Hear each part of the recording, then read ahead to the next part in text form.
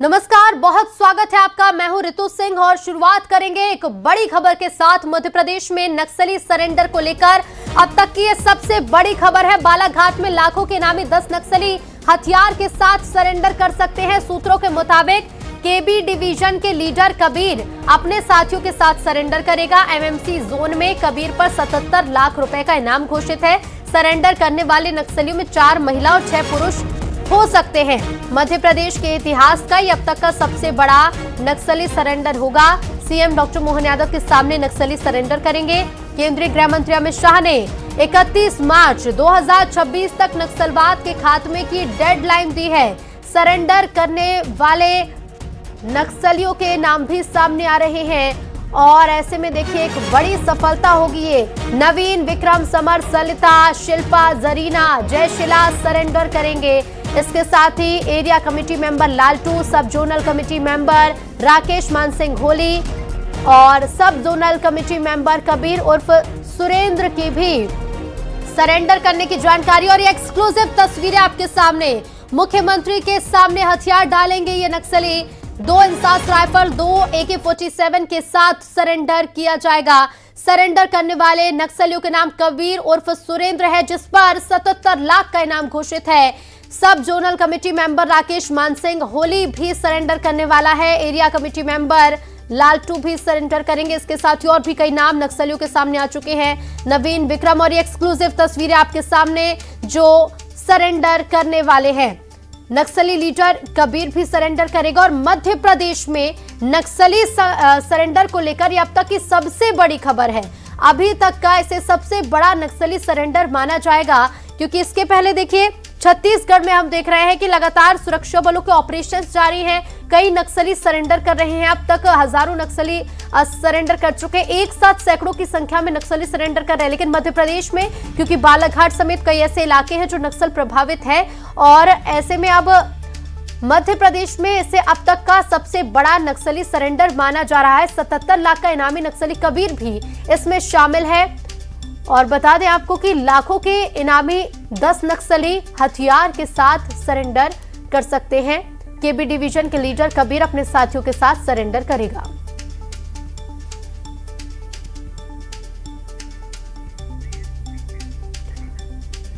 और Madhya Pradesh news editor Sudhir Dixit जी हमारे साथ जुड़ रहे हैं। सुधीर जी, कई ऑपरेशंस अब तक चलाए गए, लेकिन लक्ष्य की तरफ इसे बहुत तेजी से बढ़ता हुआ कदम और एक बड़ी सफलता कह सकते हैं। बिल्कुल, देखिए जिस तरीके से सुरक्षा बल काम कर रहे हैं या जिस तरीके से नक्सलियों के खिलाफ जो अभियान चला है, केंद्रीय गृह मंत्री अमित शाह ने जो बात कही है कि 31 मार्च 2026 तक हम नक्सलियों का खात्मा कर देंगे, तो उस लिहाज से ये बेहद महत्वपूर्ण कामयाबी कही जा सकती है। और सबसे बड़ी बात यह है कि मध्य प्रदेश के इतिहास में कभी भी नक्सलियों का इतना बड़ा सरेंडर नहीं हुआ है।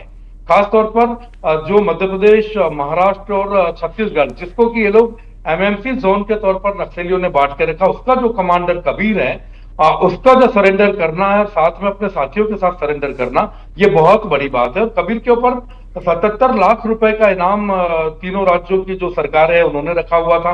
प्लस इसके अलावा जो राकेश और चेतू और इसके जो सहयोगी हैं वो भी कई बड़ी नक्सली वारदातों में शामिल रहे। जैसे कि हम अगर झीरम घाटी की जो बात करते हैं, जो छत्तीसगढ़ के झीरम घाटी में बड़ा हमला हुआ था, कांग्रेस के ऊपर जो बड़ा हमला हुआ था, जिसमें कई बड़े नेताओं को नक्सलियों ने अपना निशाना बनाया था, उसमें भी ये लोग शामिल थे। तो ऐसी कंडीशन में और उन पर भी करीबन 50 लाख और 60 लाख और 67 लाख इस तरह के इनाम घोषित किए गए हैं। तो खासतौर पर ये जो 6 पुरुष नक्सली और 4 महिला नक्सली जो सरेंडर करने वाले हैं, ये ऐतिहासिक कामयाबी है। इसका अंदाजा आप इसी बात से लगा सकते हैं कि बालाघाट में दोपहर 3 साढ़े 3 बजे के करीब ये मध्य प्रदेश के मुख्यमंत्री मोहन यादव जी के सामने सरेंडर कर सकते हैं। और साथ में जब डॉक्टर मोहन यादव बालाघाट पहुंचेंगे तो उनके साथ मध्य प्रदेश के कई बड़े अधिकारी और मध्य प्रदेश पुलिस के डीजीपी भी मौजूद रह सकते हैं। तो इस कामयाबी का और ये जो नक्सली सरेंडर, इसका अंदाजा आप इसी बात से लगा सकते हैं कि मध्य प्रदेश की पूरी जो बड़ी सुरक्षा बलों से जुड़ी मशीनरी है वो इस वक्त बालाघाट में जाने की तैयारी कर रही है और बालाघाट में मौजूद रहेंगे। और खासतौर पर जिन नक्सलियों ने सरेंडर किया उनके पास जो हथियार है, हथियारों के साथ ये सरेंडर कर रहे हैं। इंसास राइफल इनके पास है, AK-47 इनके पास है, कार्बाइन इनके पास है। तो आप अंदाजा लगा सकते हैं कि कितने आधुनिक हथियारों के साथ ये नक्सली सरेंडर करने वाले हैं। जी बिल्कुल सुधीर जी, तो इसे क्या कहा जाए, ये जो जिस तरह के ऑपरेशंस चल रहे हैं नक्सली मुठभेड़ में, हम देख रहे हैं कि बड़ी संख्या में छत्तीसगढ़ में नक्सलियों को ढेर किया जा रहा है, ये उसका डर भी है और सरकार की नीतियों का प्रभाव भी है।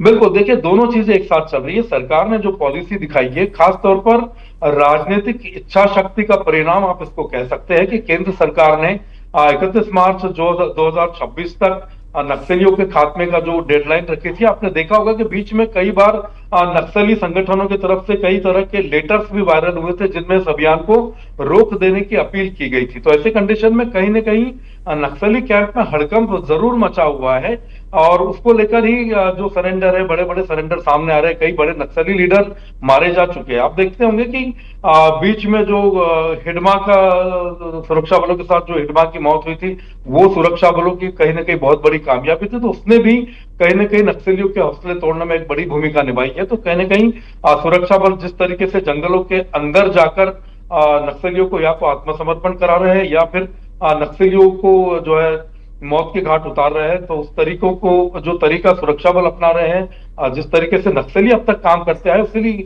तरीके से सुरक्षा बल पूरी इच्छा शक्ति के साथ जंगलों में उतर कर काम कर रहे हैं। तो कहीं ना कहीं नक्सलियों का जो सपोर्ट सिस्टम है, उनको जो सपोर्ट मिलता था, वो जिसके बदौलत वो सरवाइव कर रहे थे, जिसके बदौलत इनके पूरी रणनीति बनती थी, जिसके बदौलत इनके सारे सिस्टम चलता था, उसको तोड़ने का काम सुरक्षा बलों ने किया है। तो कहीं ना कहीं ये नक्सलियों के लिए बहुत बड़ा झटका है। और ऐसी कंडीशन में खासतौर पर मध्य प्रदेश का जो बालाघाट इलाका है, वहां पर अगर 10 बड़े नक्सली सरेंडर करते हैं तो ये मध्य प्रदेश से नक्सलियों के पूरे सफाई के संकेत भी आप इसको मान सकते हैं। जी बिल्कुल सुधीर जी, बहुत धन्यवाद आपका बातचीत के लिए। तो बड़ी सफलता ये नक्सली प्रभावित जो इलाके हैं, जिन लोगों का सपना था कि नक्सलवाद से पूरी तरह से कब मुक्त होगा ये क्षेत्र, तो अब उसी दिशा में बढ़ते हुए ये तेजी से कदम। और सबसे बड़ा नक्सली सरेंडर मध्य प्रदेश का 10 इनामी नक्सली सरेंडर करेंगे आज, जिनके नाम भी सामने आ चुके हैं और मुख्यमंत्री के सामने नक्सली हथियार डालेंगे।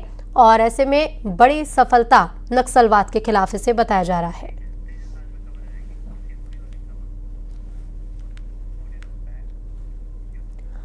और चलिए आगे बढ़ेंगे और